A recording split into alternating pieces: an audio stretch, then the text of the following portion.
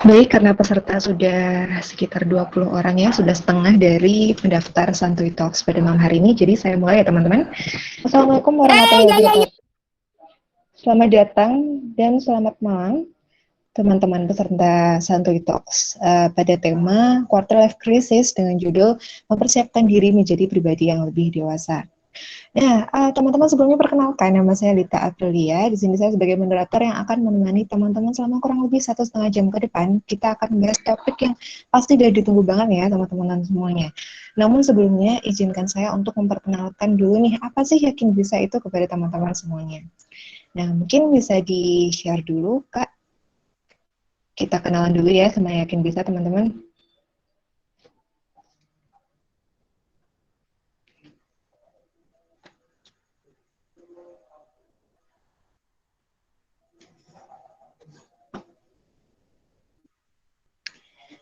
Oke, di sini mungkin teman-teman ada yang baru mulai ikut Santuy Talks, ada juga mungkin yang udah pernah gitu ya. Jadi mungkin nggak apa-apa kita cari tahu lagi nih tentang Yakin Bisa itu apa, sekaligus kita akan membagikan peraturan seminar tentang acara pada malam hari ini. Oke, lanjut Kak.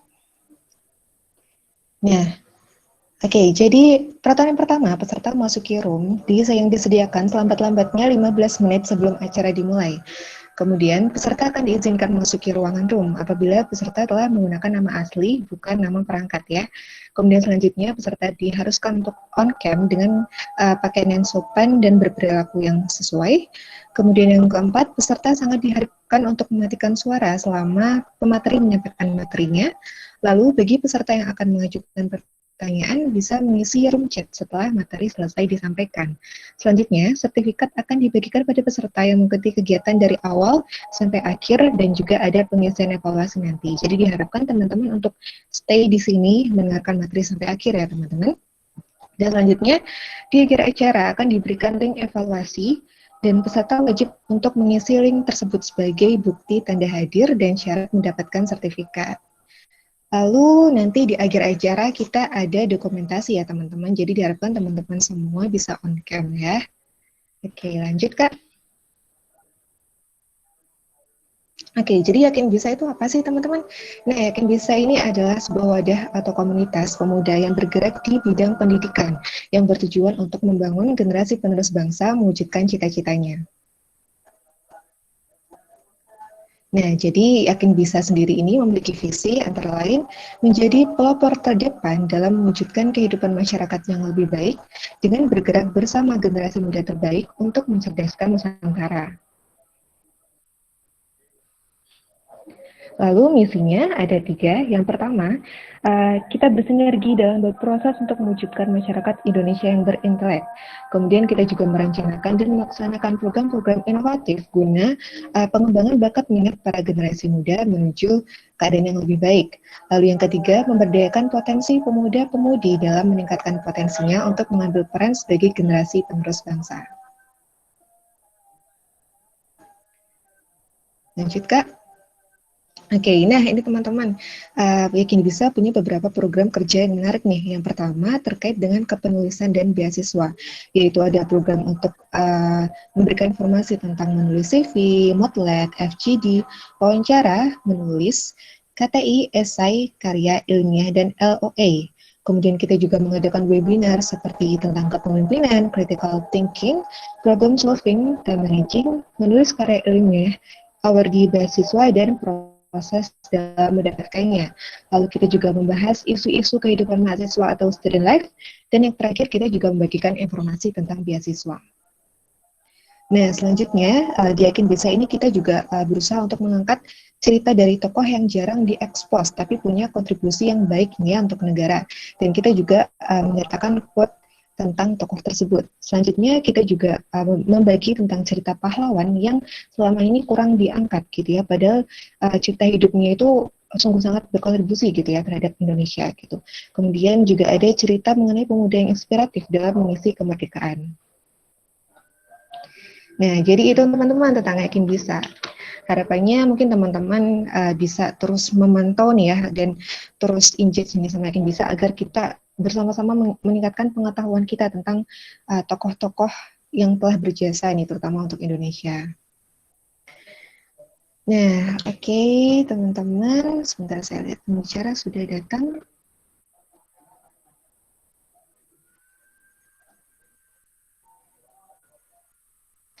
Oke, teman-teman, karena pembicara belum datang, mungkin kita sambil menunggu, sambil saya buka sedikit gitu ya. Jadi teman-teman mungkin di sini udah pada tahu ya kita bakal dapat tema tentang quarter life crisis ya. Teman-teman mungkin di sini ada yang udah tahu tentang artinya dan mungkin ada juga yang belum. Nah, mungkin kalau ada yang belum tahu, aku kasih gambaran singkatnya ya. Jadi quarter life crisis itu merupakan masa di mana teman-teman ini ngerasa cemas, ngerasa khawatir tentang masa depan teman-teman ini bakal kayak gimana, terutama yang usianya itu sekitar sekarang 20 sampai 30 tahun dan itu pasti itu biasanya anak-anak milenial ya yang udah kita ini anak-anak milenial udah mulai beranjak ke masa yang lebih dewasa. Nah, itu pasti kita ngerasa bingung, cemas, aku besok mau jadi apa ya, terus aku besok bisa nggak ya ngehidupin diri aku sendiri, gitu. Kok aku nggak dewasa-dewasa ya, gitu.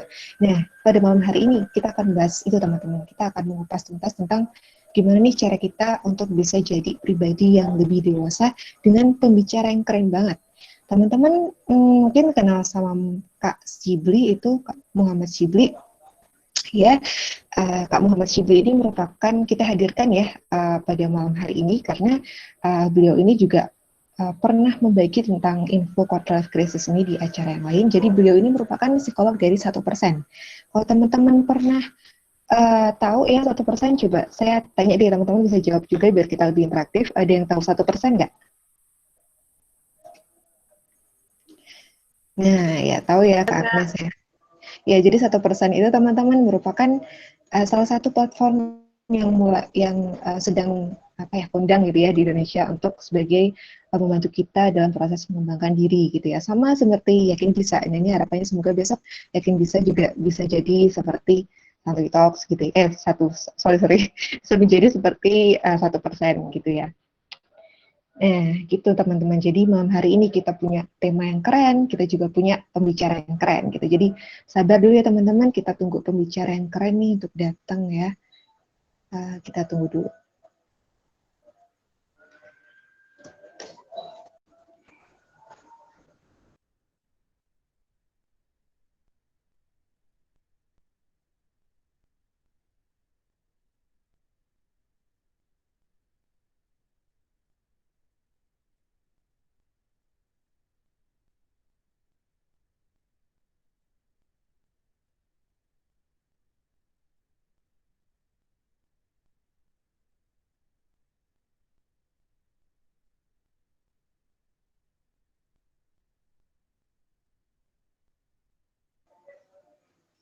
Oke, saya belum menunggu pembicara teman-teman. Kita sabar dulu nggak apa-apa ya, karena kan nanti materinya juga menarik nih teman-teman. Jangan jangan ini dulu, surut dulu ya motivasinya. Sekarang mungkin kita sapa dulu nih teman-teman yang hadir pada malam hari ini.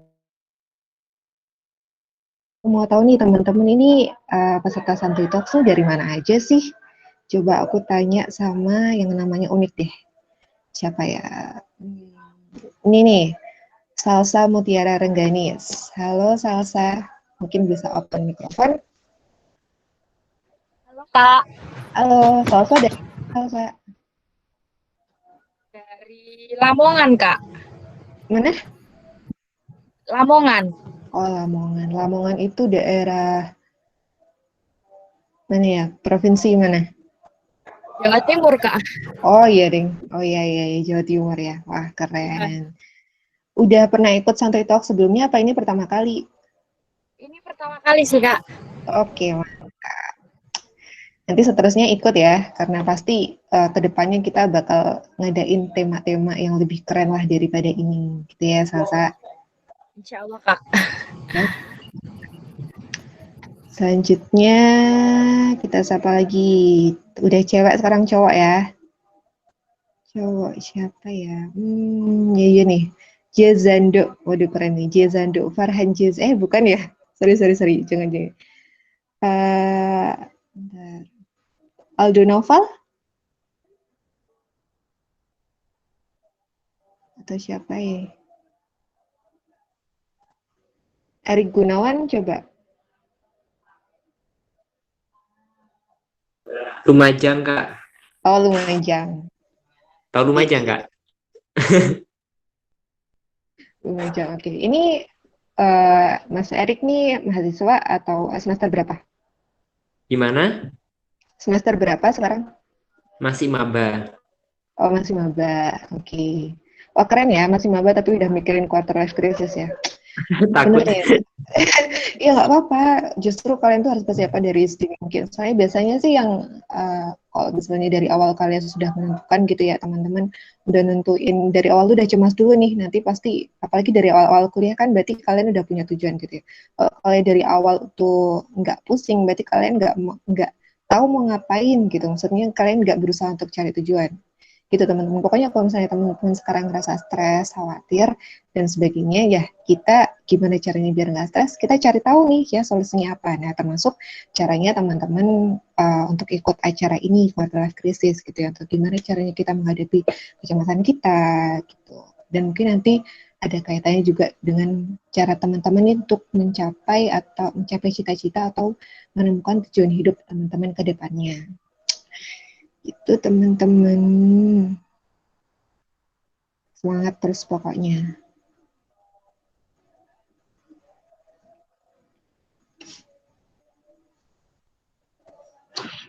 Kalau Kak Lita sendiri gimana nih Kak? Kakak pernah nggak ngerasain yang namanya quarter life crisis? Karena aku sendiri juga kadang sering banget mikirin kayaknya aku nanti besar sukses gak ya gitu.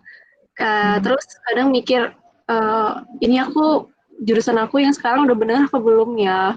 Mungkin Kak Lita ada pengalamannya gitu Kak? Oke, sebenarnya sekarang mungkin aku juga masih ngalamin ya kan, kalau menurut kalau menurut datanya gitu ya, quarter life crisis itu kan dialami 20-30 tahun. Sekarang aku 20-an lah, dan aku sekarang ini fresh graduated, baru lulus gitu kan, dan lagi cari kerja. Nah, pasti lagi ngalamin banget lah pusingnya nyari kerja. Kita berusaha untuk mandiri, berusaha untuk jadi lebih dewasa, gimana caranya kita bisa memenuhi diri kita sendiri gitu kan. Mungkin sekarang kalian mungkin masih nggak kayak perasaannya ngawang-ngawang, tapi kalau kalian udah sampai di titik aku nih guys, bener-bener kayak kalian udah waktunya untuk menghidupi diri kalian sendiri, kalian bakal lebih pusing. Nah, makanya itu benar-benar ini maksudnya bermanfaat banget kalau kalian itu ikut acara ini dari awal atau udah tahu pengetahuan ini dari lama-lama gitu. Iya sih, katanya rentang umur yang paling rentan kena fase quarter life crisis ini 20-30 ya Kak. Dimana kayak keputusan-keputusan itu udah banyak banget, misalnya datang tentang percintaan, pekerjaan, perkuliahan, gitu sih. Mungkin teman-teman ada yang punya cerita gitu ya kan Kak? Iya, Yang benar-benar. Kalau ada yang mau sharing, silakan teman-teman. Sambil nunggu kita nggak buang waktu lah ya, kita sambil sharing-sharing dulu, sambil nanti mungkin kalau udah dapat materi kita dapat insight baru nih, oh berarti harus kayak gini gitu. Mungkin ada yang mau sharing teman-teman.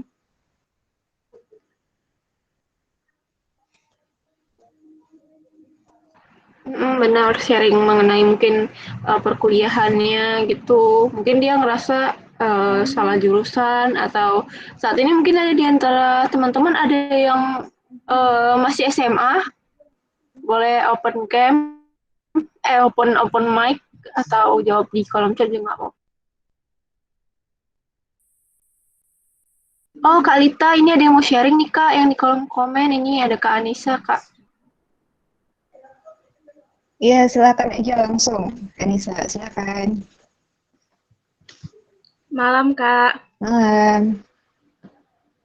Jadi di sini mungkin kan di umur 21 nih kayak lebih bingung mau mulai dari mana gitu, Kak. Kayak mau bisnis tapi tahapnya dari mana, mau nyelesain kuliah lagi banyak masalah kayak proposal segala macam. Jadi kayak bingung gitu, serba dibingungin gitu, Kak.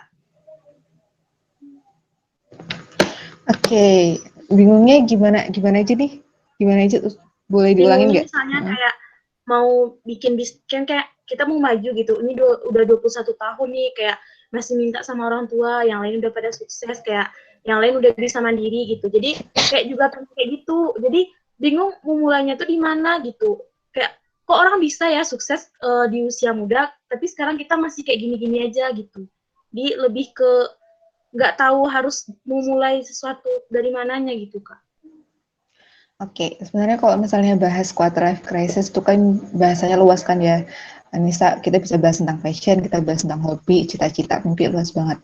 Cuman kalau menurut aku ya personally, gimana caranya biar kita itu nggak terlalu khawatir dan bisa kayak benar-benar enjoy gitu ya sama hidup kita dalam proses untuk mencapai mimpi itu ya berarti kamu harus nemu dulu nih tujuan hidup kamu apa, nemu dulu nih passion kamu apa, dan ngenalin diri kamu sendiri kayak yang aku suka ini, yang aku nggak suka ini. Nanti kalau kamu sudah kayak menikmati proses dalam hidup kamu nih, kayak ada orang yang mungkin bikin kita, mungkin ya kayak bikin kita iri atau bikin kita kok dia bisa ya, aku nggak bisa, itu udah sedikit apa ya terkikis karena kalian tuh udah terlalu menikmati hidup kalian dengan hobi kalian, mungkin passion kalian. Jadi kalian nggak terlalu fokus sama apa yang kalian dapat, tapi prosesnya gitu loh.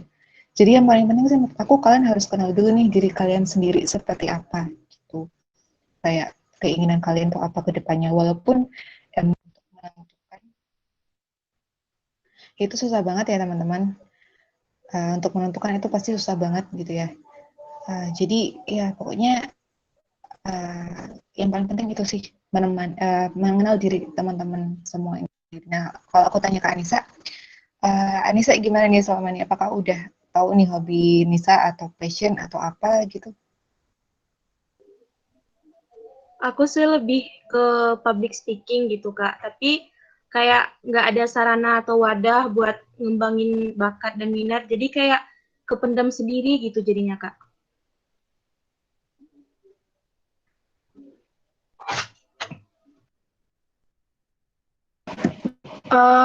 Aku aja bentar ya, karena Kak Litanya lagi ada kendala, jadi aku mau lanjutin. Jadi Kak Anissa tadi bermasalah di public speaking-nya ya Kak, kalau masalah tadi ya?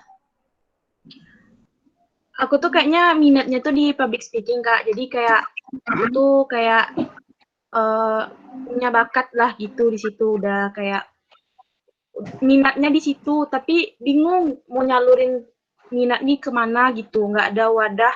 Apalagi kalau di daerahku nggak, kalau untuk media-media public speaking itu masih minim gitu Kak. Oke. Jadi sambil nunggu pembicaranya, aku mau cerita dikit ya Kak. Jadi sebenarnya aku juga seneng di bidang public speaking. Kak Anissa seneng nggak kalau bisa jadi host atau jadi moderator gitu? Senang banget Kak, malah itu hobi Kak.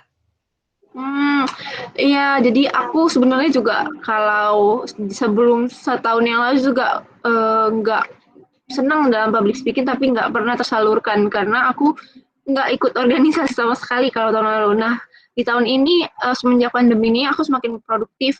Nah, kakak bisa banget tuh ikutin kayak volunteer, ikut join komunitas. Nah, nanti kan yakin bisa pada akhir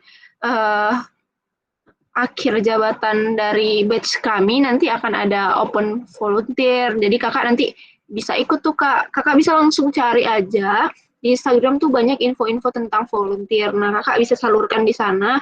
Nanti pasti mereka akan adakan acara, nanti akan ada moderator atau nanti bagian-bagiannya kakak bisa join di situ. Kak Anissa. Kak Anissa kalau boleh tahu udah masih SMA atau kuliah apa gimana?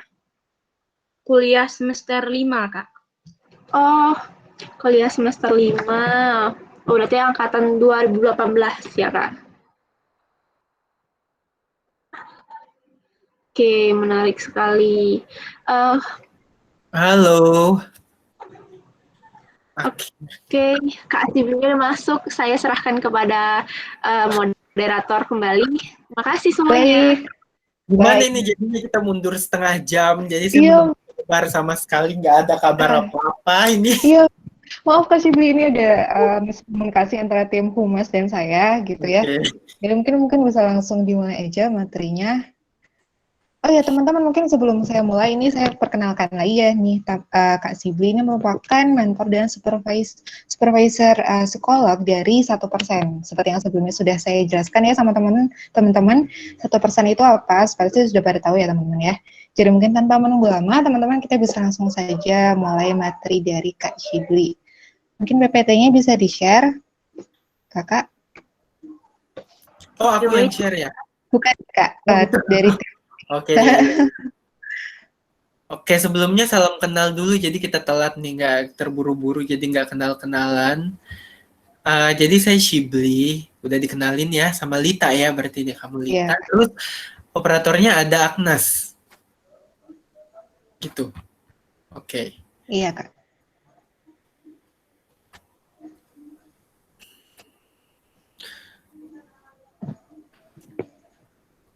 Oke, dan hari ini kita akan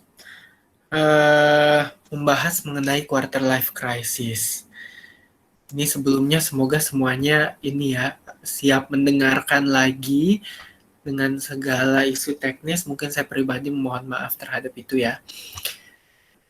Ya, boleh langsung.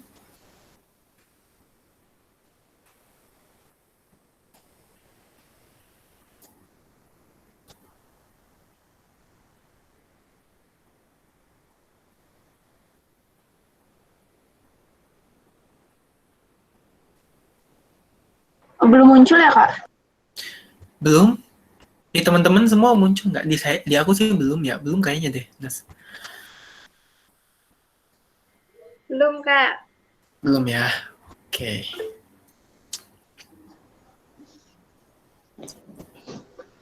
Sip. Oke, sebelumnya aku berterima kasih banget kepada timnya Lita nih dan kawan-kawan semuanya untuk membuat webinar terkait quarter life crisis.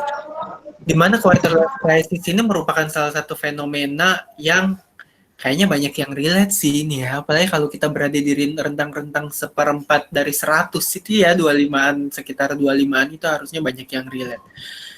Nah, jadi quarter life crisis ini emang merupakan, aku mesti bilang nih, ini bukan merupakan diagnosis psikologis atau diagnosis klinis ya. Semuanya mesti tahu itu. Ini merupakan sebuah fenomena psikologis, fenomena masyarakat yang emang mempengaruhi keadaan psikologis kita.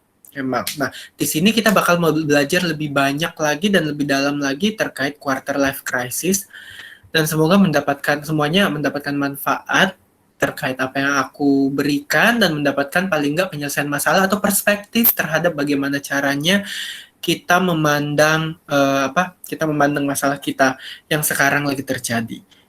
Oke, bisa lanjut dulu, Nas? Oke, merasa nggak seperti ini atau boleh deh share, kita konfidensial aja, sharingnya sharingnya akan disimpan. Kalau ada yang sharing terlalu dengan masalah yang sensitif, bisa dibaca. Ini ada sedih berkepanjangan, cemas akan masa depan, tidak punya tujuan hidup, sering merasa gagal, merasa hobi terhalang oleh pekerjaan, kebingungan, serta merasa malu, membandingkan diri sama teman-teman angkatannya, dan lain sebagainya. Boleh loh sharing, coba di chat. Ada nggak yang mengalami seperti ini, atau ada nggak mengalami yang di luar ini gitu.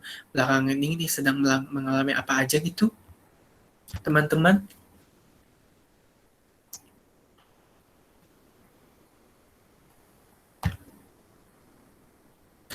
Oh, 80%.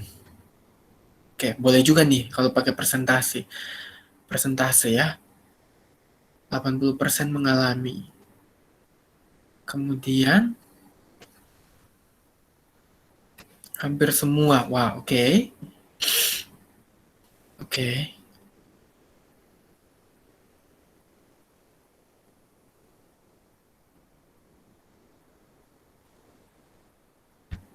Oke, kalau gitu. Ini aku berasumsi berarti sepertinya emang ini ya, beberapa orang relate, apalagi pas mendengar judulnya, kemudian melihat apakah ini relate ya sama aku atau gimana, hampir semua aku mengalami. Oke. Coba kita next dulu.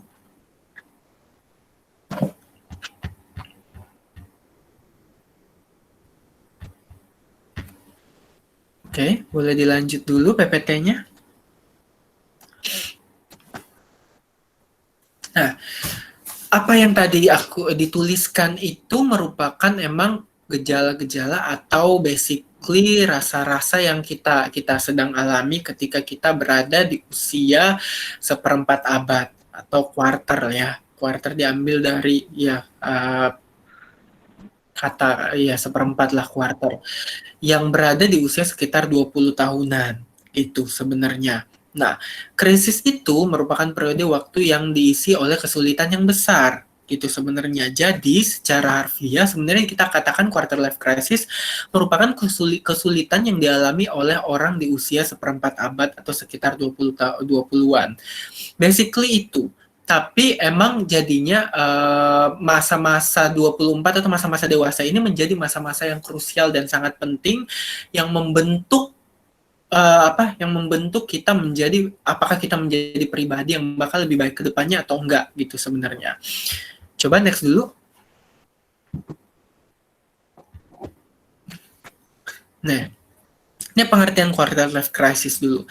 Jadi quarter life crisis menurut kamus nih melibatkan kecemasan. Coba digarisbawahi dulu ya.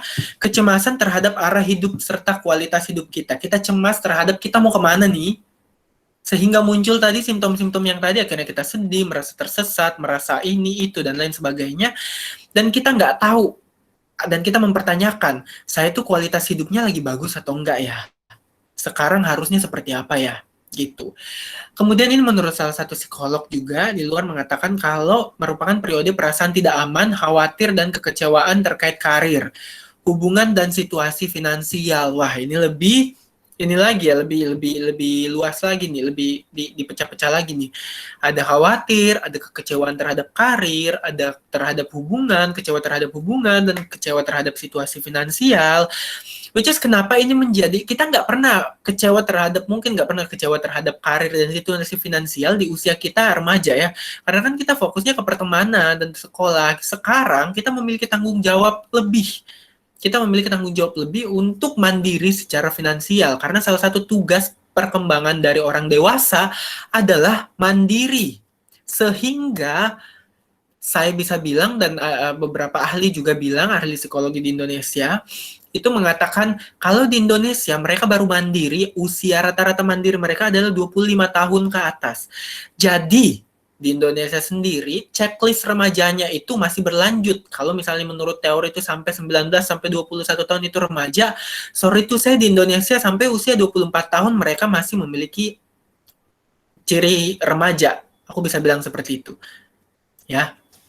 Dan ini karena apa? Karena kita, ini terkait budaya, dan aku nggak menyalahkan budaya atau apa sih terkait ini juga nggak salah banget sebenarnya. Kita kan usia 23 biasanya masih nyari kerja, misalnya 22 masih nyari kerja, rata-ratanya ya. Kita baru lulus kuliah dibayarin siapa? Nggak ada yang dibayarin, aku bisa bilang jarang banget yang dibayarin sama, bayar diri sendiri, atau beasiswa, itu jarang banget. Rata-ratanya emang dibayarin orang tua dan masih bertanggung jawab, masih gegantung sama di orang tua gitu ya. Nah, pergejolakan itu sehingga ketika kita bilang kita udah dewasa kok masih nggak bisa membahagiakan orang tua ya. Saya harus kerja ini nih biar karir saya bagus sehingga saya punya gaji banyak jadi bisa membahagiakan orang tua. Padahal itu nggak terjadi. Disitulah dilemanya dan konfliknya disitulah sehingga kita merasa usia sekarang nih bikin nggak enak gitu loh. Saya harusnya udah melakukan ini tapi kok nggak tercapai.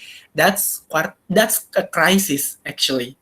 Itulah krisis, itulah masalah yang dialami khusus orang-orang yang baru masuk dewasa sampai berjalan waktu. Kalau menurut penelitian ini di usia 36, ya. Usia puncaknya berada di usia 26 biasanya yang puncak-puncaknya banget itu di usia 26. Dimulainya kapan? Usia 18. Ya, 18 sampai 36 tahun. So don't worry. Pasti merasa seperti itu sebenarnya ya. Jadi nggak ada yang terlepas dari situ sebenarnya.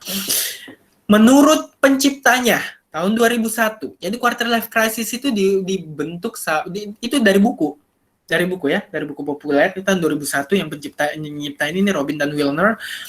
Periode krisis selama masa dewasa awal, as simple as that, dan periode krisis itu sangat amat luas. Sebenarnya kalau kita mau ngomongin itu ya, itu sangat amat luas. Jadi krisisnya apa? Makanya ada yang masalah nikah dulu atau S2 dulu ya, lanjutin skripsi atau nikah dulu ya, kerja dulu atau nikah dulu ya, ini semua bandingannya nikah. Kerja dulu atau S2 dulu ya, gitu misalnya. Itu kan kita bingung ya mau memilih jalan yang mana karena kita merasa saya udah mau saya sebenarnya condongnya kiri, tapi saya takut sebenarnya tuh yang lebih membahagiakan tuh yang kanan gitu. Kayaknya itu hal-hal itulah ya, kekurangan-kekurangan atau krisis-krisis yang kita alami jadinya selama masa dewasa awal. Dewasa awal itu usianya rentangnya berbeda-beda setiap teori. Ada yang dimulai 22, 20, ada yang dimulai 18 sampai usia 40 sebenarnya. Gitu. Jadi jangan quarter life crisis ini emang kembali lagi ini merupakan sebuah fenomena di mana kita merasa krisis, kita merasa bingung dengan kehidupan kita saat ini, kita merasa tidak mencapai apa yang seharusnya kita capai, dan kita merasa di jalan yang sebenarnya kita tidak ingin seperti ini, atau kita merasa banyak hal lah, sehingga kita muncullah tadi simptom yang di awal ya, muncullah kesedihan itu, kecemasan, kita jadi membandingkan diri sama orang lain, gitu. Kita kita jadi selalu menyalahkan orang lain dibandingkan mengintrospeksi diri kita, gitu sebenarnya. Ketika kita introspeksi, bukan introspeksi juga yang dilakukan, apa coba? Overthinking. Ya, saya lari ke situ tuh. Ya, introspeksi itu ketika kita mencari solusi dan mendalami lebih baik lagi diri kita. Overthinking ketika kita tenggelam dalam emosi negatif, ke dalam drama yang kita buat sehingga kita memiliki perasaan yang tidak nyaman. Gitu sebenarnya. Oke, next.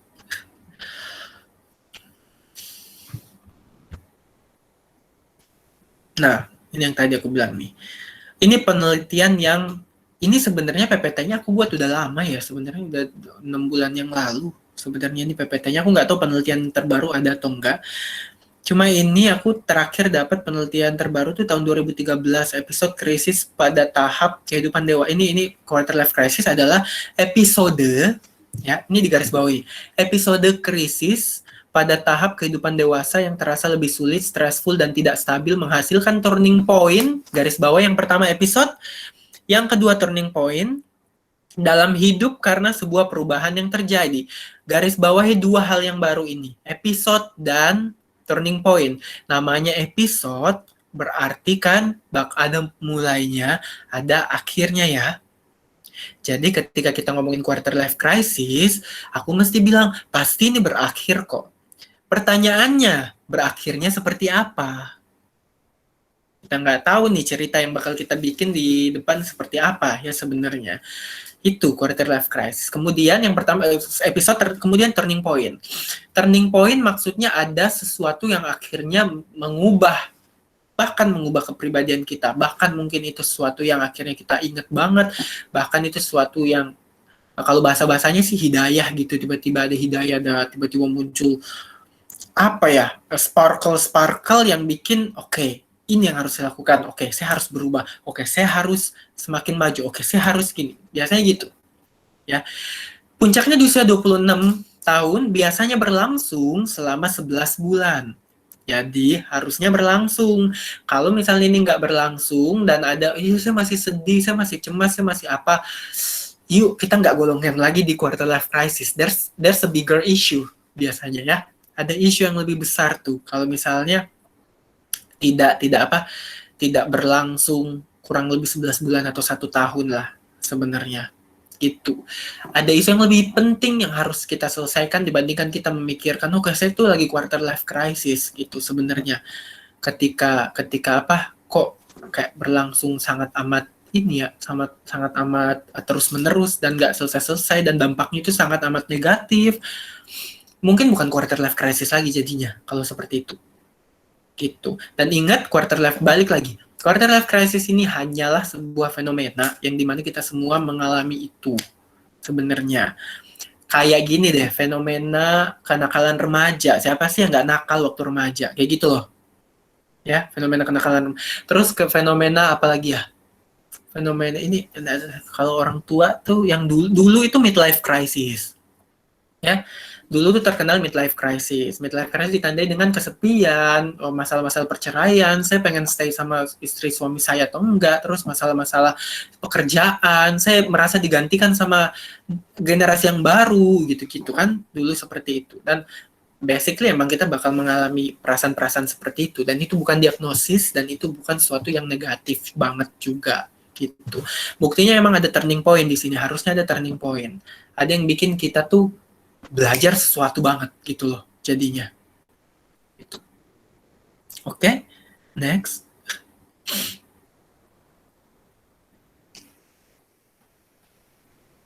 Nah, ini mungkin sharing aja sedikit. Jadi secara akademik ini baru diperkenalkan sebagai fenomena perkembangan itu bahkan di 2008 ya, baru diperkenalkan sebagai fenomena atau sesuatu yang diajarkan gitu loh.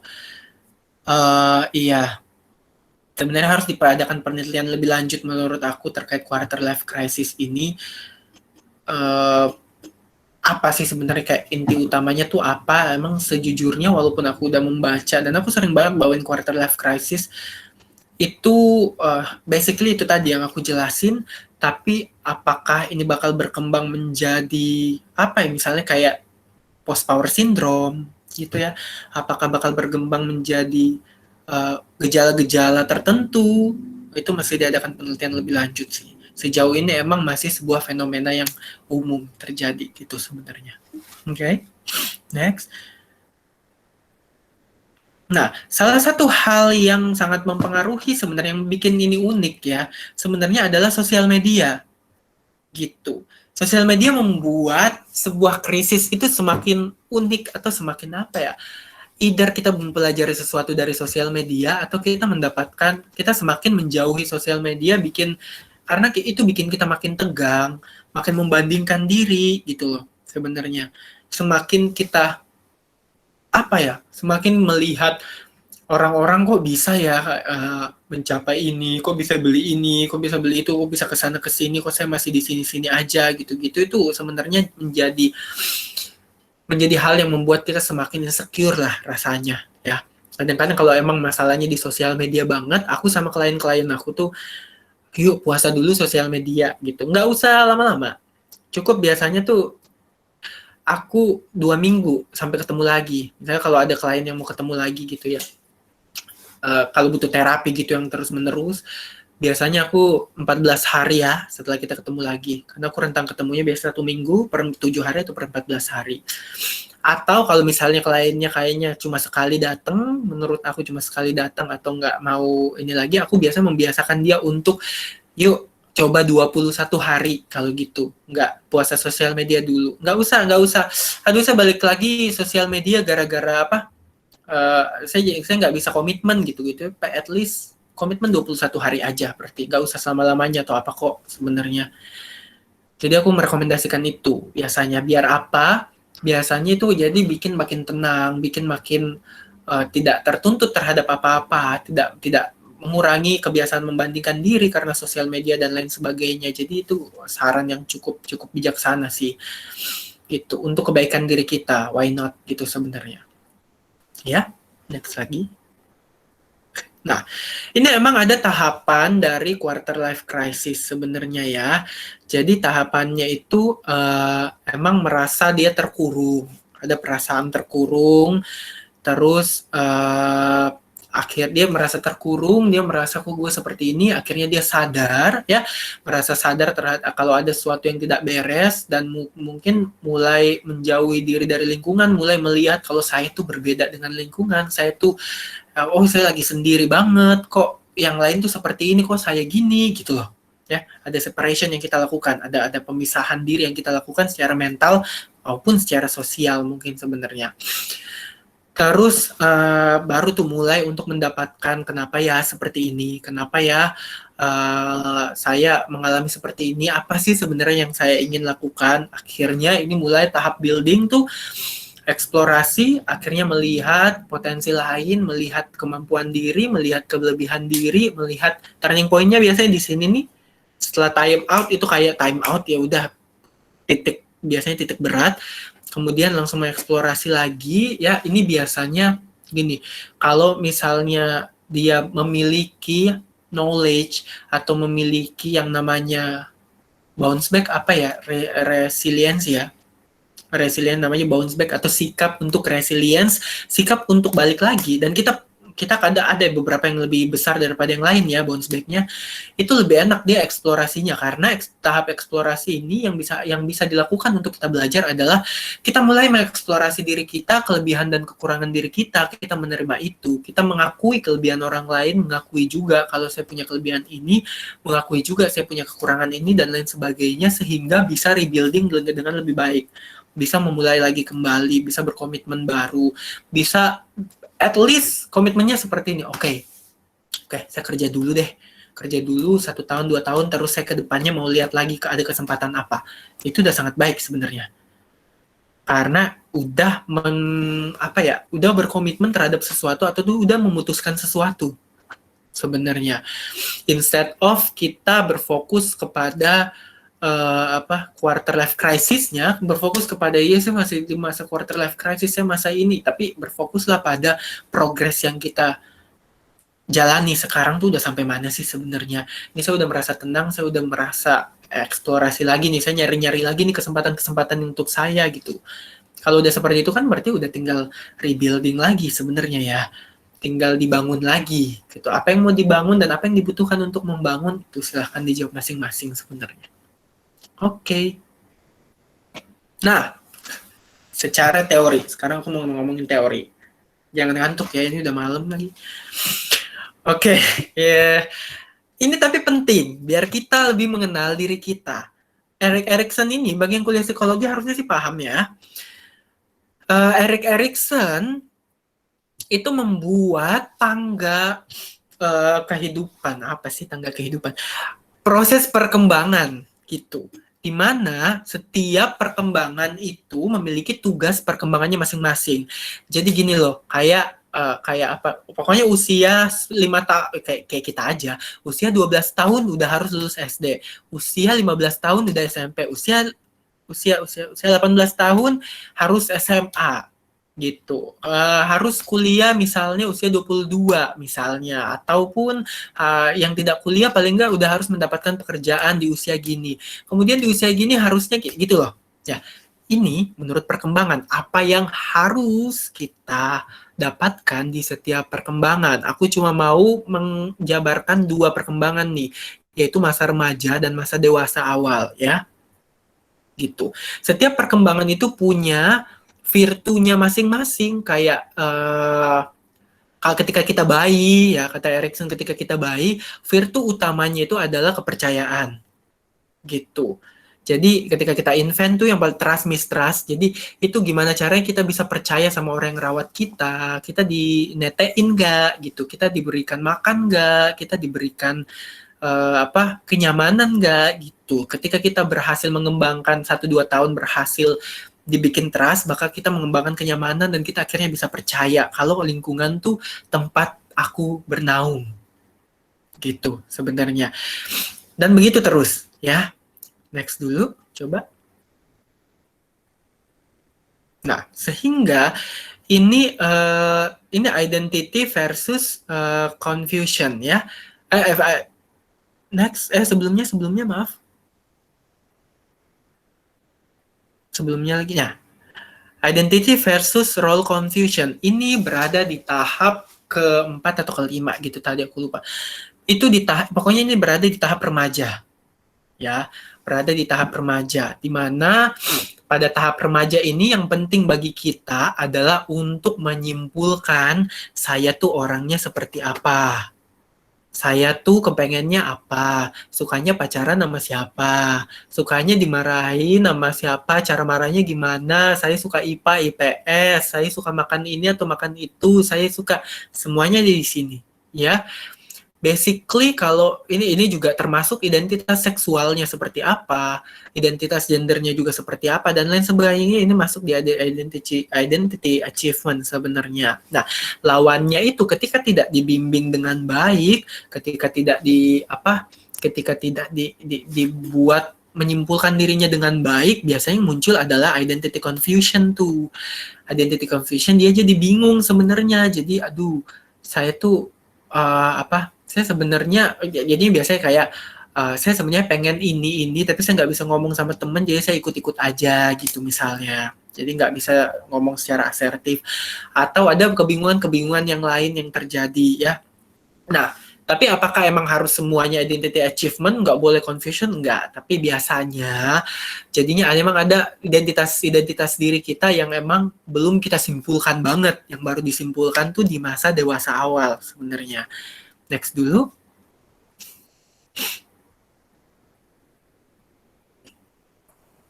Nah, ya. Jadi jadi gini. Transisi tadi kan kita ngomongin remaja ya. Remaja sosok aku memandangnya remaja sosok yang memiliki tugas perkembangan harusnya menyimpulkan identitasnya seperti apa gitu. Terus ini mau menjadi pribadi yang dewasa ya. Nah, sayangnya di antara remaja dan dewasa ini kan ada transisi yang namanya tuh emerging adulthood ya. Emerging adulthood itu merupakan sebuah ini merupakan transisi antara remaja dan dewasa sebenarnya. Nah, aku bacain dulu, usia dewasa tapi jiwanya masih remaja gitu. Privasi dan kemandirian sudah ada tapi masih di bawah tanggungan orang tua gitu, misalnya yang tadi aku omongin ya, mungkin seperti itu. Terus eksplorasi minat dan hubungan romantis masih dilakukan, begitupun eksplorasi terhadap diri sendiri, biasanya seperti itu ya. Jadi nggak selesai tuh, kita masih mengeksplorasi kesenangan kita apa sebenarnya, diri kita seperti apa sebenarnya di emerging adulthood ini. Tapi ini belum, ini udah kalau secara teknis udah dewasa ya harusnya ya. 18-25 dewasa, udah mateng lah. Cuma secara emosional dan secara mental ini masih apa ya? Masih mengeksplorasi sebenarnya. Ya. Nah, mahasiswa menjadi salah satu sosok yang paling terkena masa emerging adulthood simply karena peran yang masih remaja di usia dewasa gitu. Mungkin bagi beberapa orang yang dia udah sangat mandiri tuh usia 18, usia 19, mungkin dia lebih bisa untuk ya menjalankan perannya sebagai orang dewasa daripada kan kalau yang masih kuliah biasanya belum bisa lah mandiri, orang belum lulus gitu kan, misalnya orang belum kerja, belum bisa lah menikah, orang belum kerja, orang belum mempersiapkan ini itu gitu loh. Sebenarnya itulah emerging tuh itu sebenarnya. Next. Ya. Setelah itu masuklah di emerging ini sebenarnya udah masuk dewasa, di mana setelah emerging baru dikatakan dewasa juga. Tapi itu tadi fenomena yang kebingungan antara remaja dan dewasa ini namanya emerging adulthood, tapi itu sebenarnya udah dewasa. Paham ya? Tapi ya ininya, oke. Di masa dewasa tugasnya apa? Ternyata tugas di masa dewasa itu adalah membangun hubungan relasi yang intim dengan orang lain. Di sini tuh teorinya mengatakan virtue-nya atau value-nya, nilainya di masa dewasa adalah cinta nih sebenarnya nih. Gitu. Ya. Jadi tapi gini, ini menandakan bukan berarti harus pacaran, harus apa, enggak juga seperti itu. Maksudnya ini aku mencoba untuk memahami teorinya. Cinta yang dimaksudkan di sini adalah apakah mampu mengembangkan hubungan interpersonal yang sehat dan berkualitas. Ya, dan kita tidak bisa, kan orang tuh ngomong kayak gini, sebelum pacaran coba kamu ini belum udah selesai belum sama isu-isu diri kamu udah pakem belum, diri kamu tuh udah tahu belum waktu remaja, udah selesai belum tugasnya gitu kan sebenarnya ya. Sehingga dia mampu untuk membangun kualitas yang lebih sehat dengan orang lain sebenarnya ya. Mampu mengembangkan value diri, mampu untuk mengikuti, oke, saya tuh sukanya ini dan kalau misalnya orang lain nggak mau ikut, saya bisa untuk mundur aja. Kan beberapa ada yang masih kebingungan, pengennya nge-please orang lain gitu, pengennya jadi people pleaser aja gitu loh misalnya. Itu kan sebenarnya tidak begitu, berarti dia tidak mengutamakan kebutuhan dirinya ya. Ini tanpa menjustifikasi sebenarnya. Aku juga nggak apa-apa sebenarnya kalau menjadi people pleaser, ya udahlah, asal kamu menikmati itu. Sebenarnya kan gitu. Asal itulah diri kamu emang seperti itu. I wanna please people and it's okay. Itu nggak apa-apa juga kayak gitu sebenarnya. Ya, mampu menghargai hubungan dan apa tuh tulisannya? Iya. Mampu mengakhiri hubungan serta itu, kalaupun itu hubungan romantis juga kita mampu menghargai itu, kita tahu batasan kita apa, kita tahu batasan dia apa. Jangan sampai karena kita belum selesai dengan isu kita belum tahu banget dengan isu kita, dengan diri kita, jadi kita taunya pokoknya kalau pacaran itu harus saling kabar, harus saling ini, harus saling itu. Sehingga ntar menyerempet-nyerempet tuh ke posesif tuh instead of protective. Biasanya kayak gitu tuh teman-teman. Ya, karena apa? Kita belum kenal banget sebenarnya pacaran tuh apa gitu. Ketika kita dan it's basically ketika kita semakin kenal sama diri kita tahu how to react healthy gitu. How to apa ya? Bagaimana cara kita tuh secara sehat untuk melakukan sesuatu dan dalam hubungan juga seperti apa gitu sebenarnya. Kita udah tahu batasan kita mana kan itu ya kalau dalam hubungan kayak gitu. Nah, sedangkan nih lawannya, kalau misalnya itu tidak dicapai banget, ada masalah juga, biasanya kecenderungan merasa kesepian, merasa nggak berdaya, merasa tidak ada yang dukung, merasa jadinya sangat membandingkan diri, ketakutan terhadap hubungan, sulit membangun relasi yang sehat, gitu loh. Dan inilah yang kita alami, bukan? Kalau misalnya kita berada di masalah yang berkaitan dengan orang lain, masalah yang berkaitan dengan saya harus mencapai sesuatu untuk membuktikan ke orang lain, kan kayak gini nih sebenarnya ya. Jadi yang muncul adalah krisis atau isolasi diri. Itu kita mengisolasi diri secara mental, jadinya kita mundur secara mental atau mundur secara fisik, jadi nggak mau ketemu sama orang mungkin, atau jadinya nggak mau berkontribusi di mana gitu yang sehat untuk dia gitu sebenarnya. Ya, oke, lanjut dulu. Karena virtue of love ini menjadi sangat penting sebenarnya di usia dewasa. Usia di atas 20 ini cinta ini menjadi apa ya? Ternyata menjadi salah satu penyebab berbagai masalah-masalah pikiran lah gitu-gitu sebenarnya. Jadi kalau di Maslow tuh ada 5 kebutuhan ya. Di teori Maslow itu 5 kebutuhan fisiologis, kebutuhan rasa aman, kebutuhan cinta, kebutuhan self-esteem atau menghargai diri, dan kebutuhan aktualisasi diri atau bisa menerima segala negatif dan hidup di value-nya dia. Nah, menurut Maslow juga kebutuhan cinta yang paling banyak bikin masalah gitu sebenarnya. Ya. Jadi ini juga kalau kita berpedoman pada teori ini, jadinya kita bisa melihat oke, pantasan di masa dewasa itu banyak masalah gitu loh. Karena emang saat itulah kita harusnya bagaimana membangun hubungan yang baik dengan orang lain, tapi di saat itu pula konflik, kok saya nggak bisa nih untuk membangun hubungan, saya nggak bisa untuk memahami diri saya sulit untuk mengekspresikan diri saya padahal udah di usia segini gitu loh sebenarnya. Jadi ya, bukan berdasarkan ada tidaknya pasangan, tapi bagaimana seorang beradaptasi dan mempersepsikan sebuah hubungan romantis dan hubungan interpersonalnya. Nggak cuma ada pasangan atau enggak ya. Tidak dituntut untuk memiliki pernikahan, jodoh, suami istri, dan pasangan.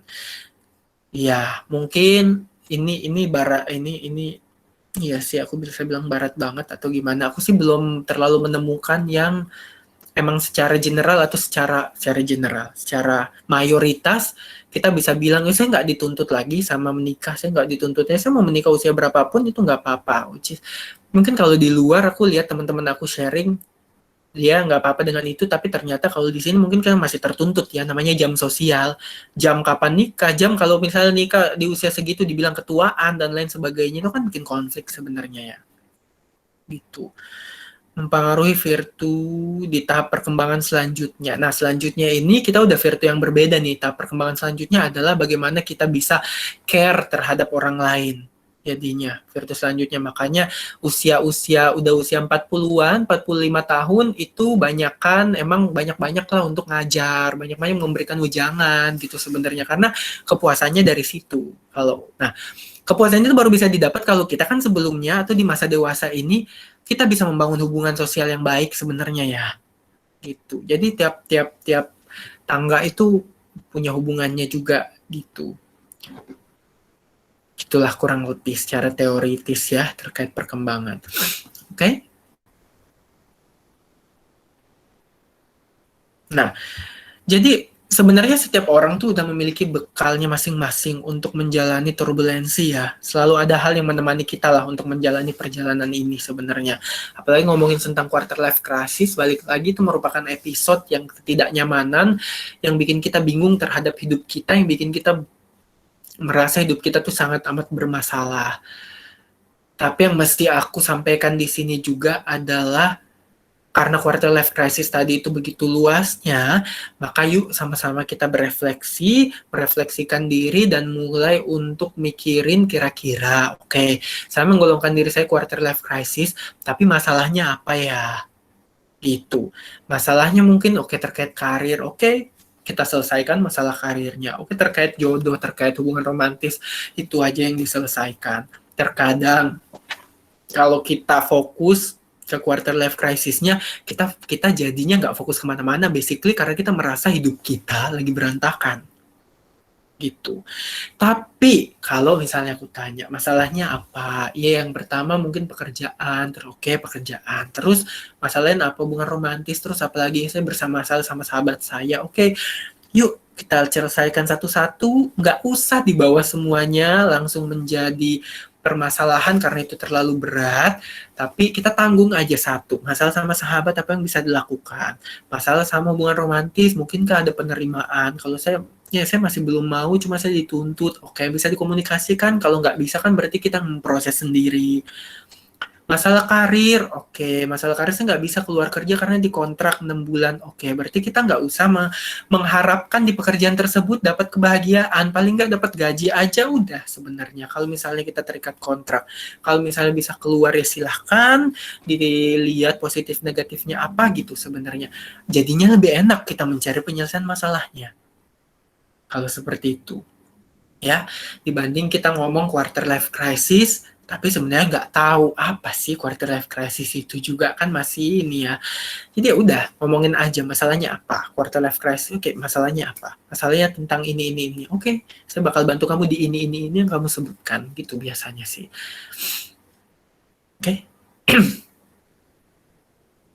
Nah, jadi having quarter life crisis may be a good thing. Kenapa? Karena 80% mendapatkan pengalaman yang bisa nilai sebagai positif tadi. Turning point, ya.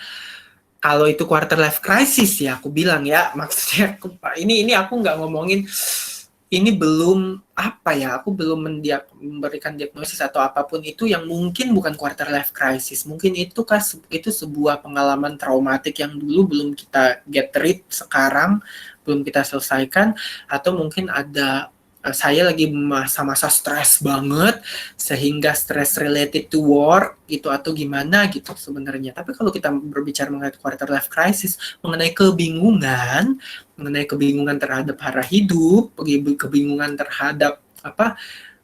terhadap kemampuan diri dan lain sebagainya, harusnya sih perlahan kita udah menyimpulkan saya bisa menjalani ini.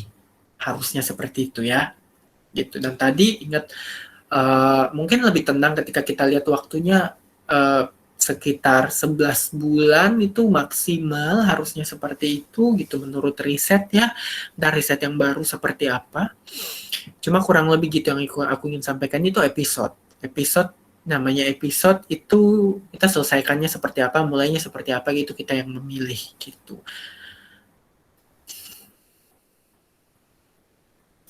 Next. Udah, itu aja paling. Jadi kita baru saja melewati 1/4 perjalanan hidup kita, saatnya mempersiapkan diri untuk menjalani 1/4 lain. Bukan berarti hidup kita cuma setengah, tapi ya maksudnya 1/4 lainnya. Gitu, kurang lebih. Ini mengenai quarter life crisis emang sesuatu yang either way itu sensitif, membingungkan juga gitu, Lit. Sesuatu yang bikin kita bertanya-tanya banget ya, Lita ya.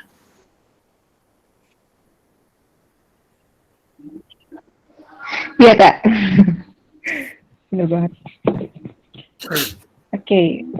Berarti sudah cukup ya, Kak Sibli?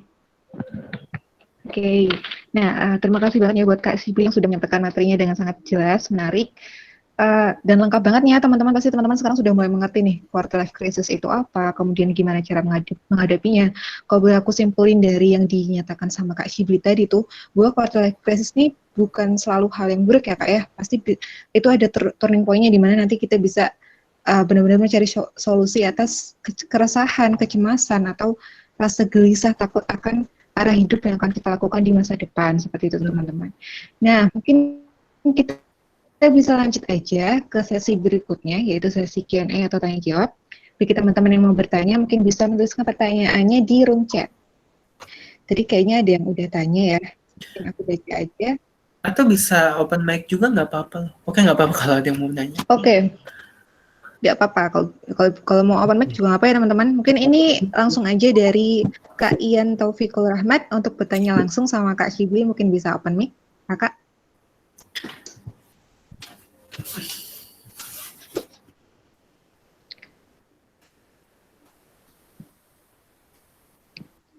Silahkan Kak Ian.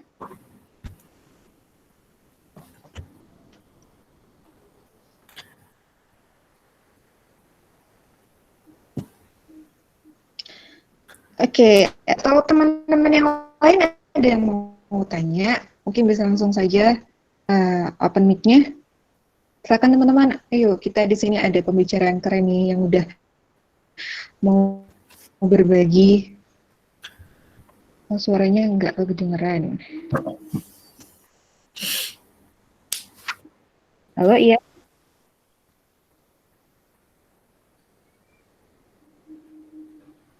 Kayaknya dia terkeluar deh, Kak. Oke. Oh, oke. Mungkin Iya. teman-teman yang lain yuk. Ayo kita sharing sama-sama di sini.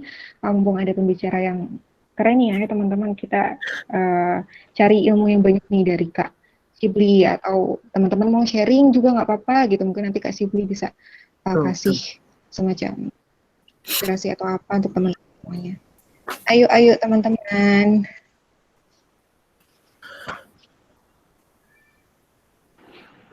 Kak, sambil nunggu pertanyaan dari teman-teman, mungkin aku mau bahas, mau nanya sedikit tentang tadi Kakak menerima diri, mencintai diri. Contohnya kayak di saat kita lihat pencapaian orang lain tuh lebih bagus, lebih cemerlang dari kita. Kadang kita lihat diri kita kayak seakan kita tuh kayak nggak ada value lagi tuh, nggak memandang diri kita punya kelebihan gitu Kak.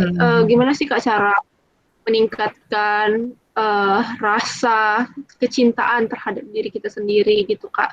Karena kan kalau mengalami situasi kayak gitu kan kadang terlalu membandingkan diri kepada orang lain gitu, apalagi ketika lihat story orang lain yang lebih kayaknya dia bahagia banget gitu. Itu sih. Oke, Nas, yang aku tangkap juga ada satu kebiasaannya kayak membandingkan diri gitu ya, Nas ya. Yang jadi bikin diri tuh makin ciut gitu sebenarnya. Oke. Iya.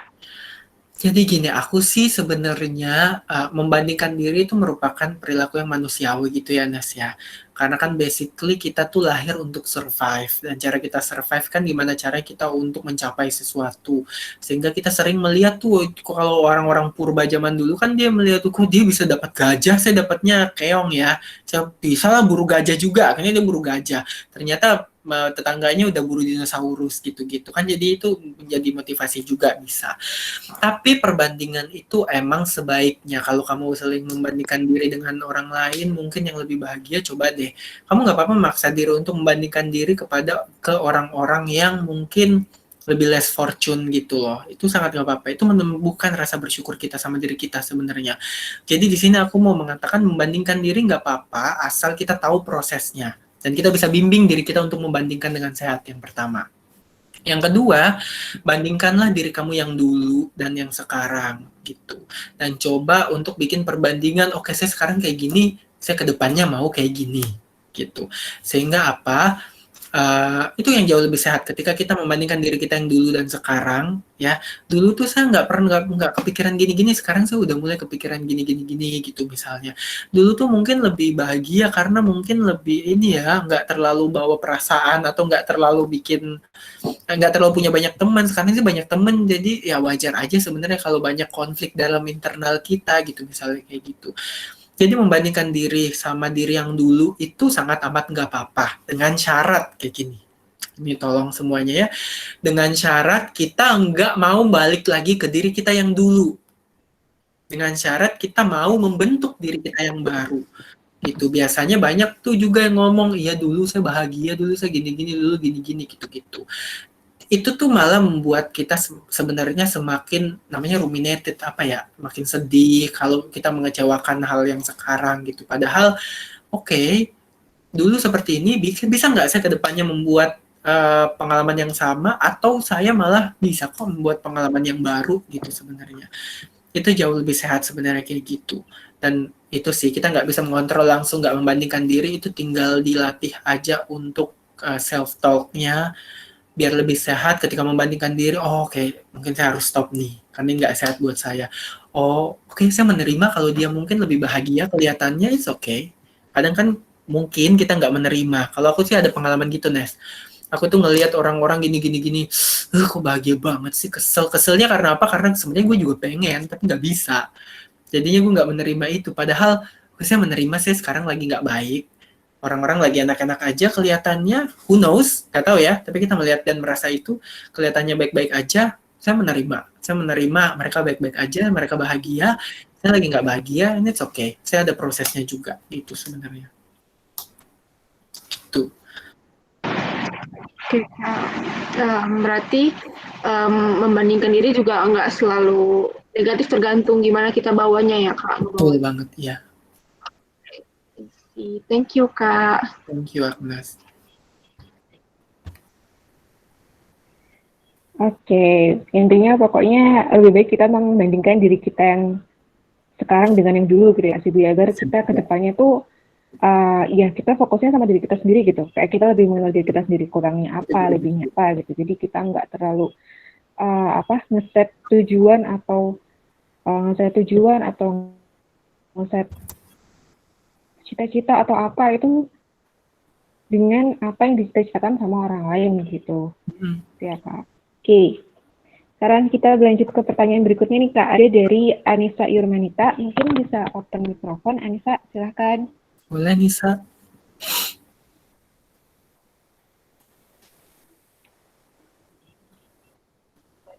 Oke, malam Kak.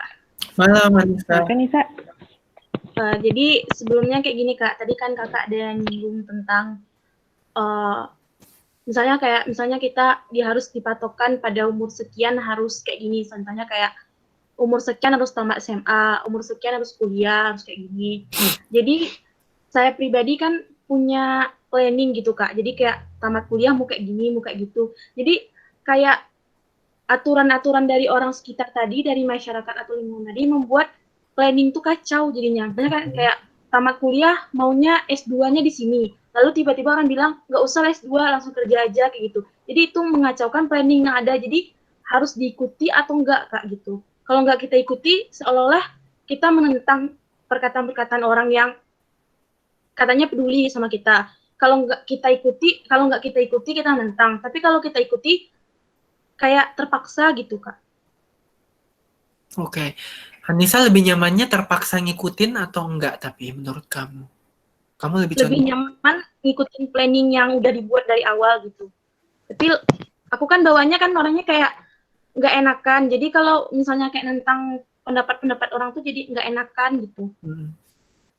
Iya, aku bisa paham sih kamu seperti apa. Kayaknya aku juga berada di posisi seperti itu sebenarnya nih, Nis. Ya, Lid. Oke. Ya. Apakah ada lagi, Nis?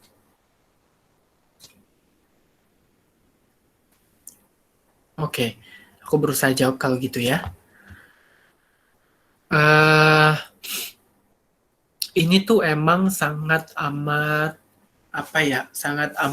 problematik dan conflicting ketika kita ingin mengikuti rencana, tapi ternyata sosial memberikan seperti ini. Apalagi kalau sosial sini sama dengan keluarga kita sendiri, gitu. Tetangga sendiri, misalnya ya.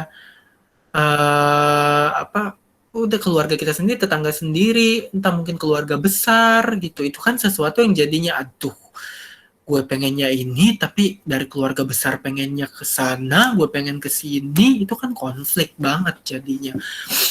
Dan ini mesti, yang tahap pertama adalah aku sangat mengapresiasi Anissa untuk bisa sharing, berarti dia udah menyadari sebenarnya ada problem nih. Yang kayaknya, tahap keduanya, yang kayaknya saya masih tahu dan coba mempertimbangkan konsekuensi mana yang paling bisa saya ambil. Sebenarnya gitu. Jadi, kenapa aku tanya tadi ke Nisa, kamu lebih nyamannya, kamu mengerjakan planning kamu sendiri, dan nggak enaknya kamu itu kamu telan aja, kamu emang pasti bakal ngerasa nggak enak, itu pasti mungkin bakal dikatain dan dikucilkan, itu mungkin aja terjadi, ya. Ketika kita melihat hal tersebut bisa kita tanggung, kayaknya nggak apa-apa deh, dikucilin, karena ada satu klien saya, kayaknya saya lebih milih dikucilkan, Kak, karena dikucilkan itu ada waktunya, biasanya 2 bulan atau 3 bulan doang, atau paling nggak cuma 6 bulan doang maksimal, ini nggak bakal lebih dari itu, Kak, saya pasti bisa menjalin hubungan lagi, jadi yang penting saya mengikuti apa yang saya inginkan deh, gitu loh.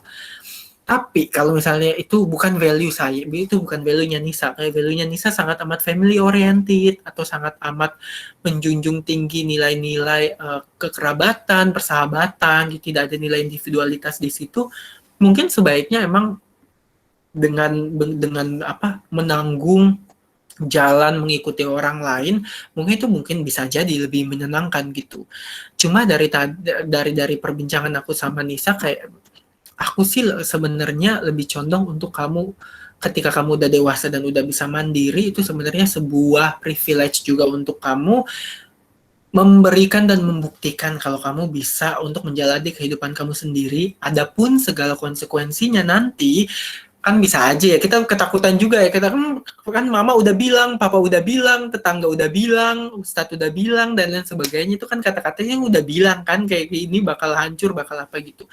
Kita tahu, kalaupun nanti ada konsekuensi yang ternyata jalan yang kita pilih merupakan, oh ini jalan yang menyakitkan, ternyata bener ya kata orang tua kita ya, bener ya kata kakak saya, bener ya kata tetangga saya, kalaupun itu terjadi, itu proses pendewasaan yang bisa kita terima dengan lapang dada gitu loh. Nanti, ya kita belum tahu. Jadi kita prosesnya sekarang adalah emang cenderung memilih jalan yang mana yang paling bisa kamu jalankan secara mandiri. Kamu udah nggak terikat kah? Kamu udah nggak dilihat situasinya seperti apa? Dan jalankanlah itu sebenarnya. Konsekuensinya, sekarang aku kasih tahu, konsekuensinya bakal ada, dan siapkan diri untuk menanggung itu. Coba dilihat aja, konsekuensinya kira-kira adalah ini. Oke, saya siap, tapi itu nanti saya bakal hadapi, bukan sekarang. Sekarang saya tinggal proses membuktikan mungkin gimana caranya untuk saya bisa menjalankan rencana saya gitu. Jadi yang pertama membuka diri kepada konsekuensi, juga yang kedua mulai untuk mengambil langkah apapun yang kamu mau, sesuaikan dengan rencana. Kalaupun kamu bisa mengadaptasi rencana kamu sama rencana orang luar nih, bisa digabung dan bisa oke, yang ini mungkin bisa mundur, ini mungkin bisa dimajuin, ini mungkin itu jauh lebih fleksibel dan jauh lebih baik lagi sebenarnya. Gitu.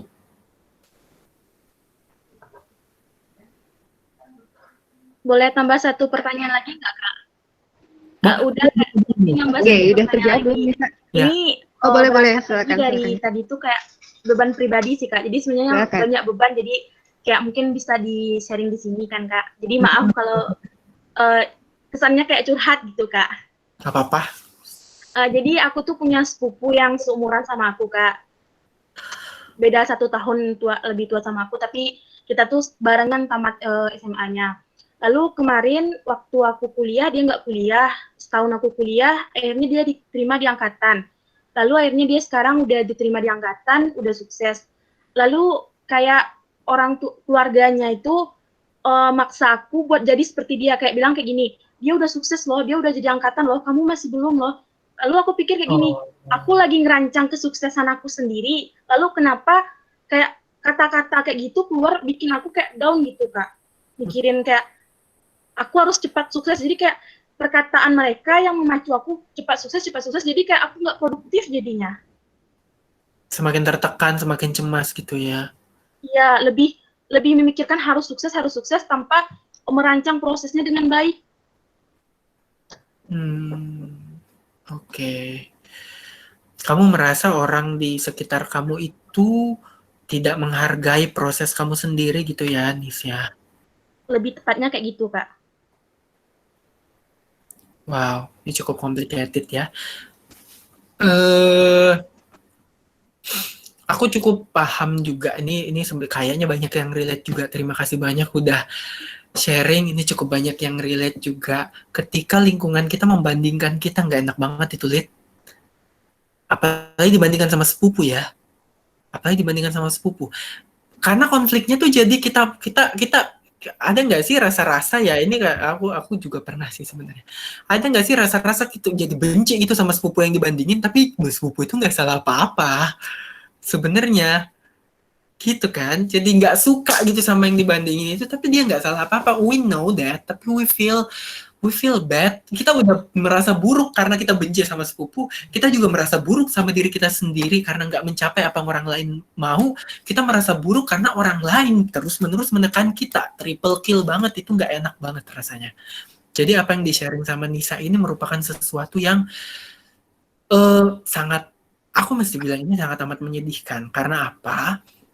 Karena Nisa dan mungkin beberapa dari kita hidup di lingkungan yang seperti itu, di mana buruknya, ini berita buruknya, kita nggak bisa ngubah lingkungan.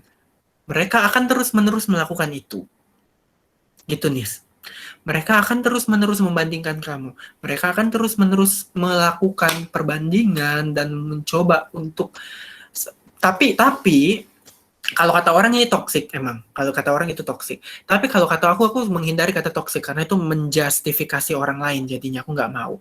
Karena sebenarnya ketika kita paham, tujuannya mungkin adalah bikin aku terpacu ya, termotivasi lebih kali ya.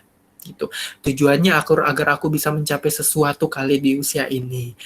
Jadi yang pertama bisa kita lakukan adalah mencoba memahami kenapa ya saya selalu dibandingin sama dia ya. Gitu. Coba pahami aja, Nis.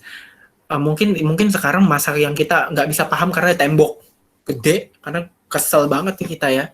Tapi kalau kita nggak bisa keluar dari rumah atau nggak bisa belajar mandiri, makanya aku tadi bilang mandiri itu adalah sesuatu yang harus kita pelajari semua, biar kita bisa lebih independen dalam arti merdeka, dan independen dalam arti bisa menghidupi diri sendiri, itu penting ya. Karena dengan independen dan dengan merdeka itu bukannya kita keluar dari keluarga atau kita menjauhi keluarga atau kita menjauhi orang-orang tersebut karena kita satu rumah, enggak. Tapi cara kita mendekatkan emosi dengan mereka adalah dengan saya menjauh dulu. Sehingga saya bisa mengapresiasi rasa kangennya, sehingga saya bisa mengapresiasi rasa saya mau ketemu sama orang itu gitu sebenarnya. Ketika itu memungkinkan, lakukan. Ketika enggak, maka kita bisa melakukan pemahaman terhadap mereka. Kenapa ya mereka seperti itu ya? Sehingga ketika kita bisa paham, ternyata mereka tuh udah dari kecil diajarin membandingkan kayak gini, itu sangat nggak beruntung berarti kan. Jadi kita merasa cukup beruntung karena kita aware dengan kesehatan mental, kita aware dengan kalau kita nggak bakal melakukan hal yang sama seperti mereka, itu cukup menenangkan sebenarnya. Yang pertama, coba pahami. Yang kedua, karena ini nggak bisa berubah, maka hal yang bisa dilakukan adalah coba bersikap mindful terhadap diri sendiri. Mindful itu berarti coba ketika kamu nggak suka, ini perasaan nggak suka, ini wajar terjadi, dan saya menerima kalau saya nggak suka. Gitu. Jangan dilawan, ini harusnya nggak boleh kayak gini, harusnya saya nggak boleh seperti ini, harusnya nggak boleh nggak suka, harusnya positif, harusnya apa, jangan seperti itu, jangan toksik itu, positifnya jangan toksik, tapi sebisa mungkin terima, dan dengan lapang kita menerima kalau kita nggak suka kepada diri kita, dan itu nggak apa-apa. Wajar saya benci, wajar saya nggak suka, wajar saya mau kabur dari rumah, wajar saya semakin tertekan, itu wajar semua karena apa yang mereka lakukan ke saya gitu. Setelah itu sebenarnya ketika kita lagi udah tenang, mulai tenang, coba lakukan perencanaan kira-kira ada tindakan apa yang bisa dilakukan untuk kamu bisa mengembangkan diri sesuai dengan apa yang kamu inginkan. Karena dengan cara itu kamu lebih bisa berfokus sama diri kamu dan bisa menerima kalau misalnya tekanan-tekanan itu datang lagi. Kita nggak tahu nih kapan bakal datang nih Nis, sebenarnya Nis. Misalnya besok tiba-tiba kejadian lagi, atau ini sebenarnya masa tenang nih 1-2 bulan, tiba-tiba bulan depan kejadian lagi, kan kita nggak tahu ya. Cuma proses yang bisa kita lakukan itu tadi, berusaha memahami dan coba mindful dengan keadaan diri kita. Kita nggak suka, kita sukanya apa yang bisa saya lakukan sekarang. Konsekuensi itu belakang, bukan sekarang. Konsekuensi itu selalu ada di belakang. Saya takut menyesal itu ada di belakang. Gitu. Ketika kamu merasa kamu melakukan sesuatu yang positif, lakukan aja. Menurut aku, sambil kamu pengen muntah karena dimarahin, ya muntahin aja dulu terus lakuin lagi, gitu loh. Ya, kamu ngerasa pengen nangis karena diomel-omelin, ya udah tangisin aja terus fokus move on lagi, lakuin lagi. Which is itu sehat kok sebenarnya. Seperti itu ya. Kecuali kalau kamu udah merasa ada simptom-simptom tertentu seperti merasa depresif kah, mungkin tanpa harus mendiagnosis diri ya. Kamu bisa ngecek makan kamu jadi nggak nafsu makan banget, tidur jadi nggak bisa. Kalau udah kayak gitu itu hal-hal yang mungkin coba cari profesional yang bisa bantu, itu sebisa mungkin seperti itu sih. Gitu paling yang bisa aku sharing nih. Iya Kak, tapi kalau aku benci sama sepupu aku wajar nggak Kak? Tapi soalnya dia juga ikut. Maaf, aku nggak dengar. Kalau aku benci sama sepupu aku tuh wajar nggak Kak? Soalnya dia juga semenjak jadi angkatan ini, pertama waktu itu dia nelpon, dia bilang, aku udah jadi angkatan loh. Terus aku bilang, oh ya selamat ya, kataku kan. Terus dia kayak mandang aku tuh rendah di bawah dia. Lalu untuk komunikasi baik itu di WA atau segala macam udah nggak ada lagi. Kayak aku sama dia tuh nggak kenal Kak. Padahal sebelum dia jadi angkatan kita tuh udah kayak dekat gitu, kayak sepupu yang dekat gitu Kak. Udah kayak saudara kandung. Tapi tiba-tiba saat dia jadi angkatan ini udah lupaan sama aku. Jadi kayak aku benci juga sama dia gitu Kak. Oke. Berarti kebencian kamu menurut kamu rasional ya? Itu emang ada karena ada alasannya kan ya? Iya Kak. Oke, itu wajar berarti. Ya. Ketika sesuatu tersebut ada alasan dan terjadi karena sesuatu, emosi kita emang ada yang pemicu, berarti itu wajar. Kamu nggak mesti kok cinta hanya karena hubungan darah, kamu harus cinta, harus itu yang biasanya yang menekan tuh, karena hubungan darah nih, jadi gue harus sayang, harus apa gitu biasanya. Karena kita mengakui, tapi kita bisa untuk mengakui itu untuk diri kita, tapi kita melakukan yang baik aja ke orang lain. That's the best way. Daripada di dalam batin tuh kita berusaha untuk suka tapi enggak, juga itu yang bikin konflik. Jadi wajar, nggak apa-apa sebenarnya. Gitu. Oke Kak, makasih Kak. Makasih banyak Nisa sharingnya. Ya Kak.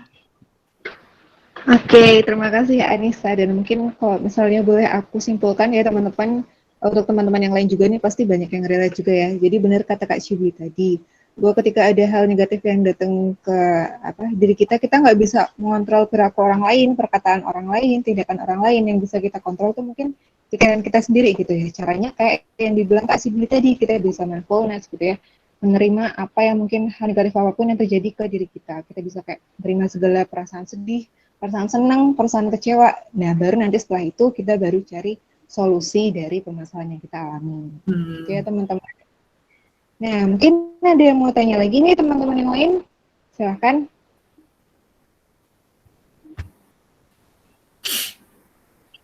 Silahkan teman-teman. Yuk, ini ada pertanyaan nih.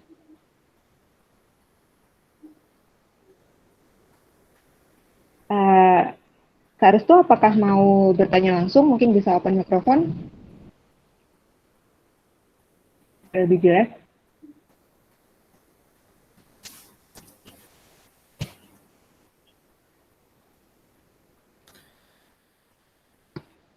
Siapa tadi? Restu ya? Oh iya, ini ada pertanyaan. Iya. Silakan Kak Restu. Gak apa-apa kalau dibacain aja kalau gitu. Tidak bisa open microphone katanya. Oke, aku bacain ya. Oke. Tadi kan dijelaskan kalau ada tahapan dalam quarter life crisis, lock-in, separation, dan lain sebagainya. Apakah menyadari kalau kita sedang mengalami quarter life crisis itu penting Sementara proses ini berlangsung kurang lebih selama 11 bulan. Kemudian apakah semua orang bakal mengalami quarter life crisis dalam hidupnya? Oke. Gitu Kak Sibli. Menyadari, aku mesti ngomong kayak gini. Menyadari adanya kalau kita lagi berada di fase quarter life crisis, itu sebaiknya kita sadar terhadap hal tersebut sebenarnya ya. Tapi kita yang lebih spesifik lagi, coba kita lebih menyadari, yang terpenting adalah kita sadar terkait apa sih yang emang kita alami dan kita sedang alami saat ini instead of quarter life crisisnya. Tapi menyadari masalah utamanya itu yang paling penting. Itu ya. Yang pertama. Yang kedua, apakah semua orang bakal mengalami ini? Dengan tahapan-tahapan yang tadi dijelaskan, itu sebenarnya tidak semua pakem tahapan seperti itu. Nggak semua ya. Jadi itu tahapan umumnya seperti itu. Apakah semua orang bakal mengalami quarter life crisis? Bagi mereka yang bersyukurnya nyampai 40 tahun atau 50 tahun harusnya mengalami. Ya, harusnya mengalami.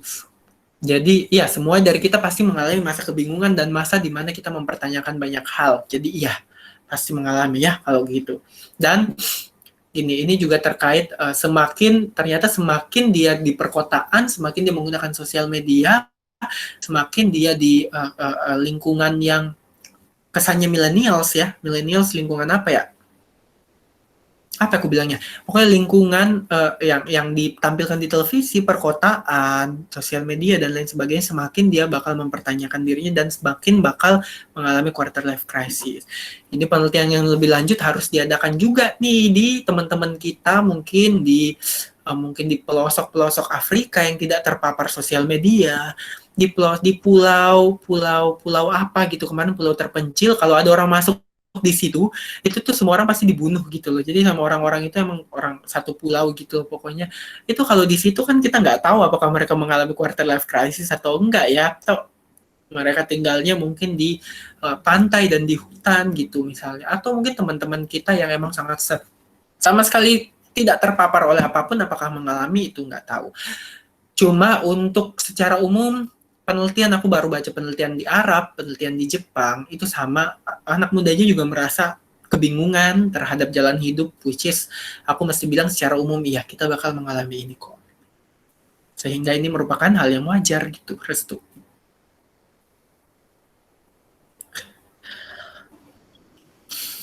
Gitu, Lid.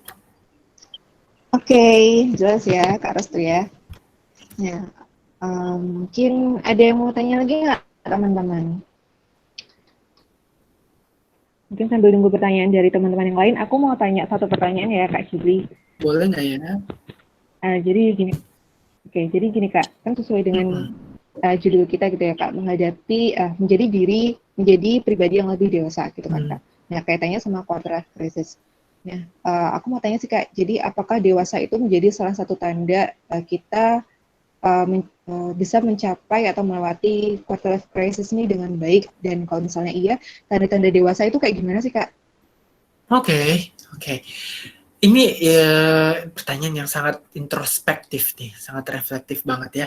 Jadi apakah dengan kita dewasa itu kita udah mengalami quarter life crisis? Enggak seperti itu sebenarnya perjalanannya. Tapi mungkin quarter life masa-masa yang berat ini, masa-masa krisis ini membuat kita semakin lebih dewasa, ya, gitu. Salah satu cirinya adalah kita jadi dekat sama komitmen kita, sama value kita, itu ya, dewasa. Terus yang kedua, kita semakin bijaksana dalam merespon sesuatu. Sebenarnya gitu.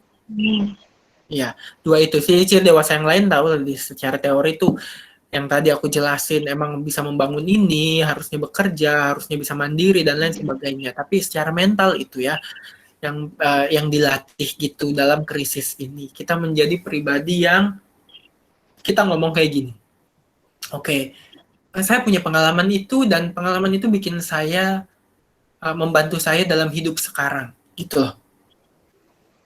Gitu.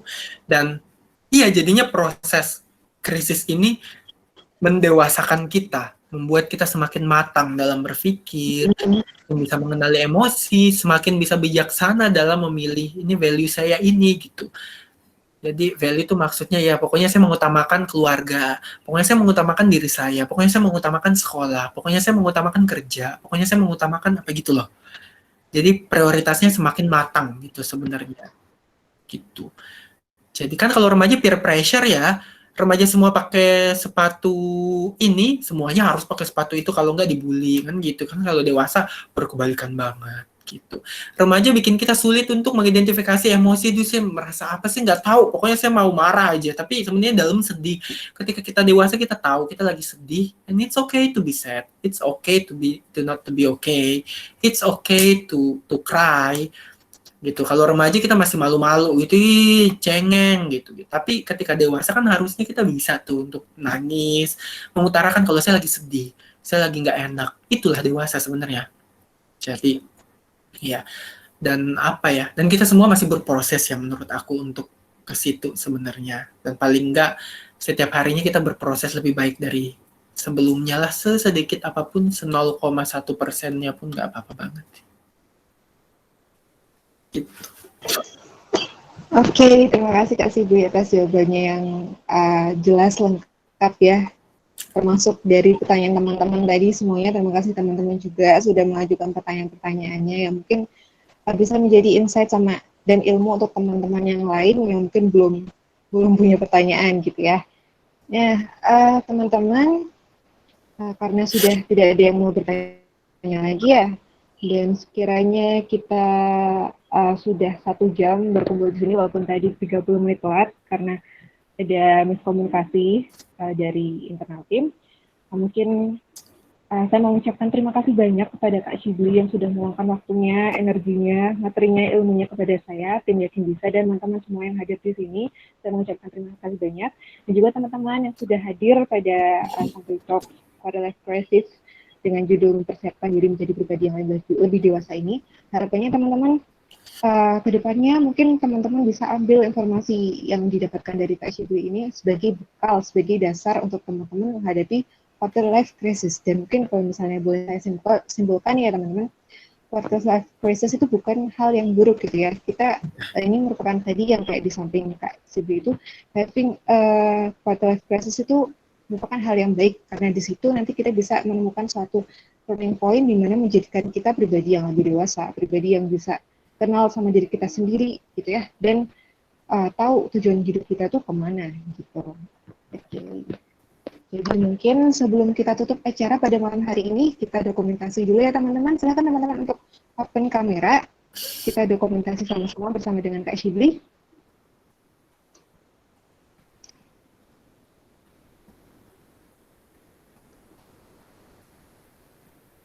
Mungkin Kak Agnes bisa ini ya Kak, dihitung ya Kak.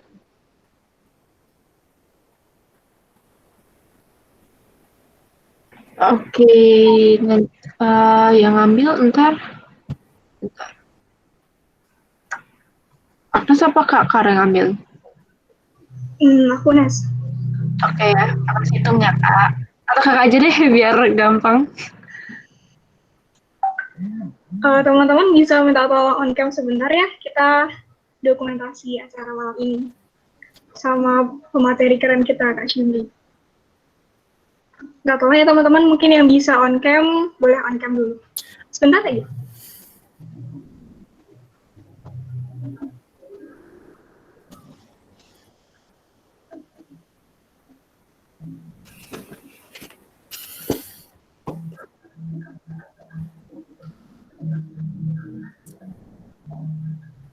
Lita, kamu tinggal di mana, Lita? Aku di Jogja, Kak. Oh, wow. Oke, jauh ya. Kan sekitaran sini. Kalau Kak Shibli mana, Kak? Aku di Jakarta. Di mana, Kak? Jakarta, Depok. Oh, iya. Ya. Iya, waktu itu aku lagi nyari pembicara quarter life crisis kan, terus aku nemu profilnya Kak Shibli, pas banget tuh. Ya udah, aku langsung hubungin Kak Shibli.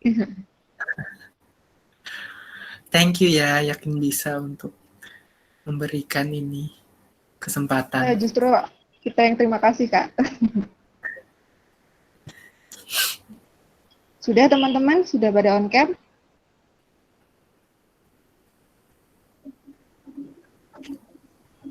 Oke, kalau gitu kita langsung foto aja teman-teman ya. Ini yang bisa on cam, dipersilahkan on cam. Oke, dihitung sampai 3 ya teman-teman, boleh mempersiapkan pose terbaiknya.